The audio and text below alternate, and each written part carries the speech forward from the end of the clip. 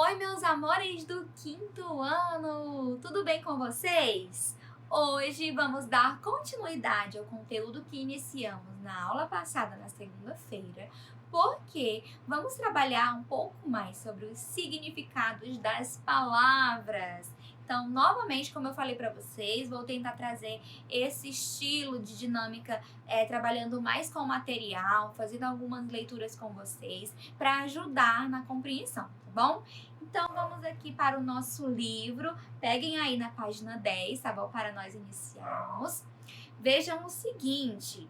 No poema O Cobrador, que nós trabalhamos na aula passada, a palavra conta é utilizada em acepções diferentes. Por exemplo, despesa a ser paga e peça que pode ser usada como enfeite de colar. Então, nós temos aí uma despesa, né, que pode ser uma conta, como por exemplo a conta de luz, que é uma conta que tem que ser paga, ou as pecinhas de um colar, né, as continhas de um colar, também pode ser usado com esse significado. E a maioria das palavras tem mais de um significado, que é indicado pelo contexto em que elas aparecem. Como eu já expliquei isso na aula passada, eu sei que vocês já estão habituados, já estão acostumados, né, a compreender que realmente as palavras elas possuem vários significados diferentes. Na aula passada eu dei vários exemplos disso. E vamos olhar aqui nesse box amarelo o significado da palavra acepção, né? Nós temos esse termo aqui no nosso livro e temos também o significado dele. Acepção é cada um dos significados que palavras ou frases podem assumir de acordo com cada contexto em que são utilizadas. Então, acepção são os diferentes significados de uma palavra no contexto em que ela está inserida. Então, é preciso observar o contexto para entender o que as palavras significam. Então, se eu falar só me dê as contas, né? Se eu falar essa frase, gente, tem várias interpretações. Até mesmo que eu estou pedindo para ser demitida do meu emprego.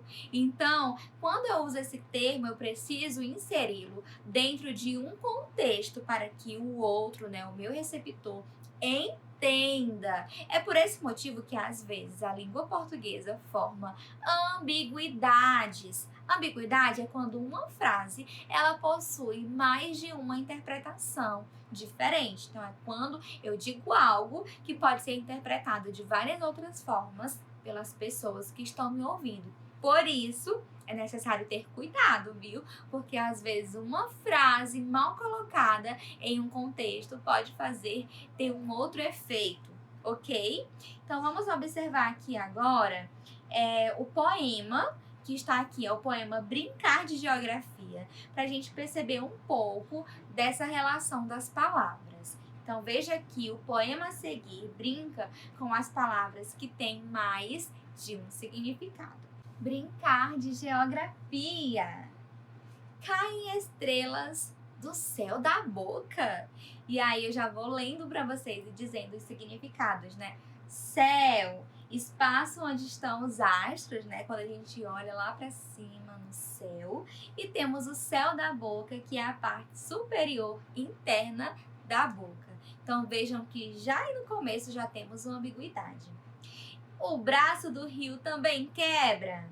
Por que tem esse braço do rio, gente? Porque o braço é o membro superior do corpo humano. Já o braço do rio é um afluente de um rio. No Rio do Sono tem rede para dormir? Que Rio do Sono é o nome de um rio, né? Então, por isso essa ambiguidade. O olho d'água usa óculos? Então, olhos são os nossos órgãos da visão e o olho d'água é uma nascente de água, uma mina. E o pé de serra, que é a parte inferior da serra, né? Que é chamado de pé de serra. Por isso também essa ambiguidade. Você já coçou a costa do continente? E aí nós temos a palavra costa, né, que é o nosso dorso, o lombo, e a costa do continente, que é o litoral, a praia. E aí continua. A serra do Deus me livre é muito alta, então é uma serra que chama-se Deus me livre, que tem um outro significado dependendo do contexto. O vão do buraco é fundo. Quem mora no Morro da Garça vive em estado de garça? Então, esse texto traz vários duplos sentidos, né? Vários significados entre as palavras e por isso ele chama-se Brincar de Geografia. Agora, vamos analisar as propostas com base nessa leitura. Questão 1. A palavra pena pode ter vários sentidos. Veja alguns deles. Então, nós temos aí estrutura que recobre o corpo das aves. 2. Peça de ponta fina, geralmente metálica, usada em canetas antigas. 3. Uma punição, um castigo. 4. Compaixão, dó. E 5, esforço. Quando a gente fala, valeu a pena, né? Então é o esforço, valeu o esforço. E agora vocês vão indicar qual é o sentido da palavra pena em cada uma dessas palavras. Então, se for de esforço, você vai colocar o número 5 em algarismo romano.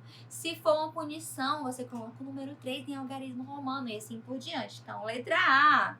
O caçador ficou com pena de matar as aves. Qual é o sentido dessa palavra pena nessa frase? B. Travesseiros de pena podem causar alergia. C.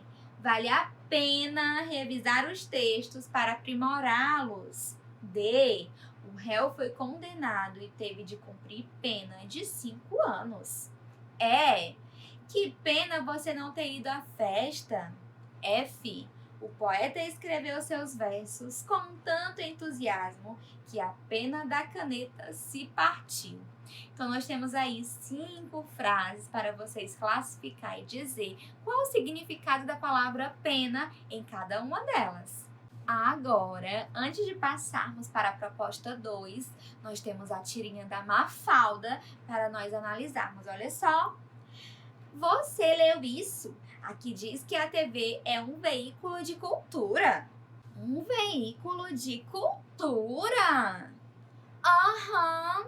Toma! Bang, bang! Aush!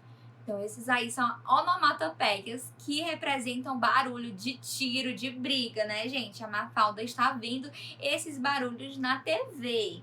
Se eu fosse a cultura, saltava do veículo e ia a pé. Então vejam que interessante, porque nesta tirinha nós temos aí uma brincadeira, um jogo de palavras com a palavra veículo. Então agora, por meio dessa tirinha, vocês vão responder as questões. Agora, analisem aí no box em amarelo os significados da palavra veículo, porque foi esse veículo que gerou o humor da tirinha. Então vejam só. Qualquer meio de transporte pode ser chamado de veículo. Próximo. Tudo aquilo que transmite ou conduz. Então, não sendo apenas meio de transporte, mas tudo que conduz algo, conduz informação, por exemplo. Lembra da nossa aula de robótica de meio de comunicação? Aqueles meios de comunicação como rádio, a TV, a internet, também podem ser chamados de veículos, porque eles conduzem informações. E também veículo pode ser o que auxilia ou promove algo, né? Então, com base nesses significados e na tirinha, nós vamos agora para as questões. Vejam só. A da segunda questão. Qual é o significado da palavra veículo no primeiro quadrinho e no quarto? Então, no primeiro quadrinho, a palavra veículo tem um significado. Já no quarto, o significado muda, já é outro. Letra B. No terceiro quadrinho, as onomatopeias indicam os ruídos dos programas de TV que Mafalda está assistindo, né? O que esses ruídos sugerem? Eu até já dei um spoiler, né, sobre o que ela está assistindo. Até já falei antes da hora, mas analisem bem o que esses ruídos sugerem, o que eles significam. Letra C. A fala da Mafalda no último quadrinho mostra que ela concorda ou não concorda com a ideia de que a TV transmite cultura. justifique. Então, gente, eu acho que a TV transmite cultura ou não? Então, vocês vão dizer aí qual é a opinião da Mafalda nesse sentido. Na proposta 3, nós temos aí um poema chamado Doceria. Olha que legal esse poema, vamos analisá-lo agora. O olho de sogra é difícil de engolir?